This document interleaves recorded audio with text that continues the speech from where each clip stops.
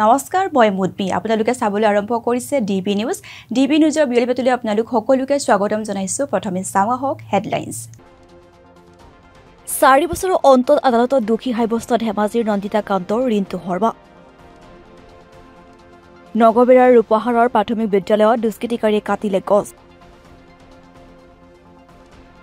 জনস্বাস্থ্য কাৰিকৰী বিভাগৰ বৰপেটা সংমণ্ডল কাৰ্যালয়ত ঠিকাদাৰৰ দুঘণ্টীয়া ধৰপকড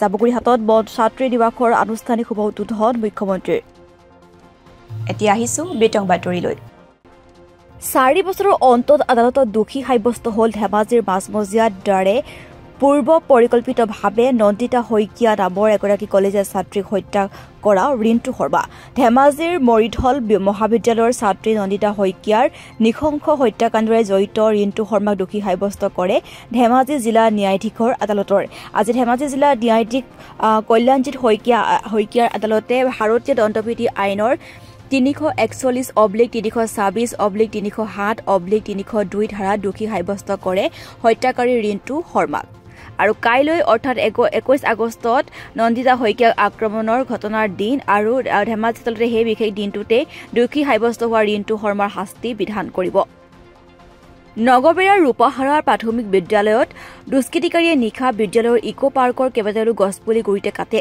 মূল্যৱান দেৱতাৰু আৰু ফুলগছৰ পুলি কাটি নষ্ট কৰিলে কোনোবা দুষ্কৃতিকাৰীয়ে হস্ত বৰ্ধনৰ বাবে ৰোৱা গছবোৰ কাটিলে এমূৰৰ পৰা আৰু বুধবাৰে তাকে লৈ বিদ্যালয়খনত বিৰাজ কৰিছে অস্থিৰতাই আৰু বিদ্যালয়ৰ কণ কণ শিশুহঁতে কটা গছৰ পুলি সন্মুখত লৈ ন্যায় আৰু গছপুলিবোৰ ঘূৰাই বিচাৰি জুৰিলে উত্তাল চিঞৰ মই ৰূপহাৰা প্ৰাথমিক বিদ্যালয়ৰ প্ৰধান শিক্ষক হিচাপে ক'ব খোজো যে মই ইয়াত খুব আন্তঃগাঁথনিৰ অভাৱ তথাপি মোৰ চাকৰিকাল এটা বছৰে আছে মই যাতে এই গছ গছনিবিলাক ৰুইছোঁ যাতে বিদ্যালয়ৰ পৰিৱেশটো ভাল হৈ থাকে সেইকাৰণে মই গছখানি ৰুইছিলোঁ কাৰণ গছে মানুহক জীয়াই ৰাখিব সেইকাৰণে মই গছখানি ইয়াৰ পৰিৱেশটো ভাল কৰাৰ কাৰণে ৰুইছিলোঁ কিন্তু হঠাৎ আজি ৰাতি দুষ্কৃতিয়ে আহি গছকেইটা তহিলং কৰি থৈ গৈছে কি গছ আছে গছ আছিল এটা দেৱদাৰু দুটা ফুলৰ গছ আৰু এটা গছৰ মই নাম নাজানো সেইটো মূল্যৱান গছ কোনে কাটিলে সেইটো মোৰ সন্দেহ হৈছে ইয়াৰ প্ৰতিবেশী ইয়াৰ ওচৰ চুবুৰীয়া মানুহে কাটিছে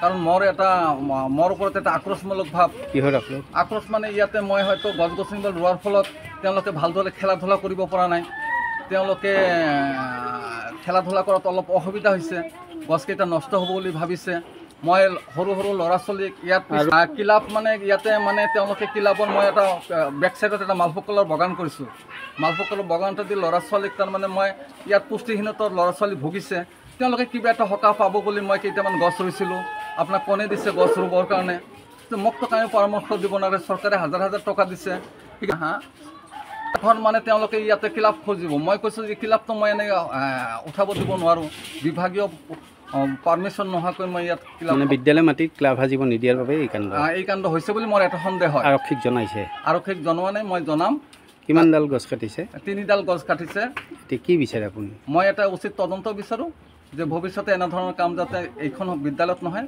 বিদ্যালয়খনৰ নাম কি ৰূপহাৰা প্ৰাথমিক বিদ্যালয় কিমানজন কিমানজন আছে শিক্ষক মাত্ৰ 2জন ছাত্ৰ ছাত্ৰী 156 অসম জনস্বাস্থ্য কাৰিকৰী ঠিকাদাৰ হঠাৎ আহ্বানত আজি জলজীৱন মিছনৰ অধীনস্থ বিল মুকলি কৰি দিয়াৰ দাবী ঠিকাদাৰসকলে দুঘণ্টীয়া অৱস্থান ধৰ্মঘট পালন কৰে জনস্বাস্থ্য কাৰিকৰী বিভাগৰ বৰপেটা সংমণ্ডল কাৰ্যালয়ত পুৱাৰ 11 বজাৰ পৰা দুপৰীয়া 1 বজালৈ চলা এই ধৰ্মঘট কাৰ্যসূচীত ঠিকাদাৰসকলে বিল মুকলি নকৰাৰ ফলত তেওঁলোকৰ সৃষ্টি হোৱা সমস্যাসমূহৰ কথা উত্থাপন কৰে আজি আমাৰ সদৌ অসম মানে কাৰিকৰী আমাৰ ঠিকাদাৰ সন্থাৰ নিৰ্দেশ মৰ্মে বৰপেটা জিলা জনস্বাস্থ্য কাৰিকৰী বিভাগৰ ঠিকাদাৰ সন্থা গঠিত হৈছে আমাৰ দাবীটো হৈছে আমাৰ ঠিকাদাৰসকলৰ যিটো অনাদায় ধন সেই অনাদায় ধনখিনি অতি সোনকালে আদায় দিব লাগে কিয়নো আজি ঠিকাদাৰ মানে হৈছে ৰাইজ চৰকাৰৰ হাত আজি ডিপাৰ্টমেণ্ট এটা চলি থাকে ঠিকাদাৰসকলৰ চেষ্টাৰ বলত কিন্তু আজি সেই ঠিকাদাৰসকল ভোকে পিয়াহে লঘনে আন্দোলনৰ কাৰ্যসূচী ল'ব লগা হৈছে ইয়াত পৰ দুৰ্ভাগ্য আমাৰ নাই আৰু আমি অত্যন্ত দুখী কিয়নো আমি কাম কৰিব লাগে আমি ঠিকাদাৰ ডিপাৰ্টমেণ্টৰ হাত আমি কাম কৰিব লাগে, কিন্তু আমি কাম বাদ দি এতিয়া আমি আন্দোলনত নামিব লগা হৈছে। এইটো সঁচাকৈ বৰ পৰিতাপৰ বিষয়। এই ক্ষেত্ৰত আমি সন্মানীয় আমাৰ মুখ্যমন্ত্ৰী ডাঙৰীয়া, আমাৰ সকলোৰে শ্ৰদ্ধাৰ মৰমত তেখেতক আমি বৰজোৰে প্ৰাৰ্থনা কৰিছোঁ, কিয়নো আমাৰ নহ'লে আমাৰ ঘৰৰ ল'ৰা ছোৱালী আমাৰ ভোকত মৰিব এতিয়া।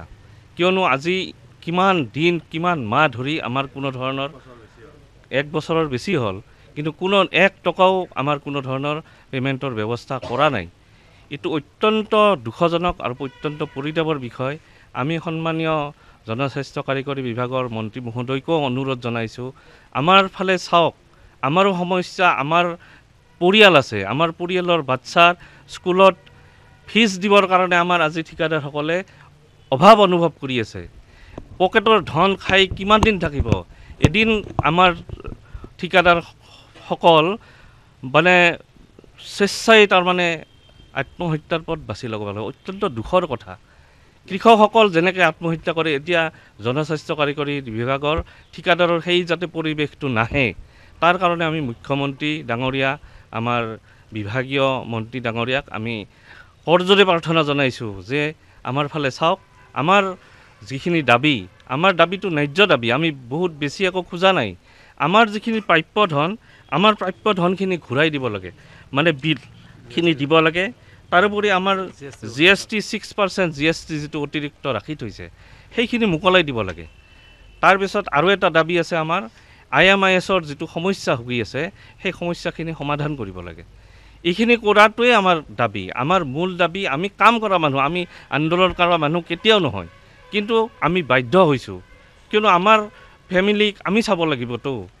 আমি ক'ৰ পৰা চাম? আমিতো ঠিকাৰে কৰোঁ, আমিতো বেলেগ কাম নকৰোঁ। আমি আজি ইমান বছৰ ধৰি আমি কাম কৰি আহিছোঁ, এটাই আমাৰ ইয়াৰ পৰা পইচা পাওঁ, সেই পইচাতে আমাৰ সংসাৰ চলে।